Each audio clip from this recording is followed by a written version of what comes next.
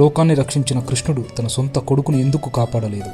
ఒక తండ్రిగా ఆయన హృదయం చలించలేదా? ఒకసారి కృష్ణుడు కుమారుడైన సాంబడు యాదవ యువరాజులతో కలిసి సప్త ఋషులను ఎగతాళి చేశాడు. గర్భవతి స్త్రీలా వేషం వేసుకుని బాబు పుడతాడా పాప పుడుతుందా అని నవ్వుతూ అడిగాడు. అది సరదా కాదు, అది అహంకారం. ఆగ్రహించిన మునులు ఇలా శపించారు, నీ గర్భం నుండి శిశువు కాదు, యాదవ వంశాన్ని నాశనం చేసే ఇనప ముసలం పుడుతుంది అని. అదే జరిగింది. సాంబడు కడుపు నుంచి ఒక ముసలం జన్మించింది. ఈ విషయం కృష్ణుడికి తెలిసినప్పుడు ఆయన దిగ్భ్రాంతి చెందలేదు. ఎందుకంటే ఇది కేవలం సప్త ఋషుల శాపం కాదు. గాంధారి ఇచ్చిన శాపం మొదలయ్యే సమయం వచ్చేసింది. యాదవుల అహంకారం పరాకాష్ఠకు చేరింది.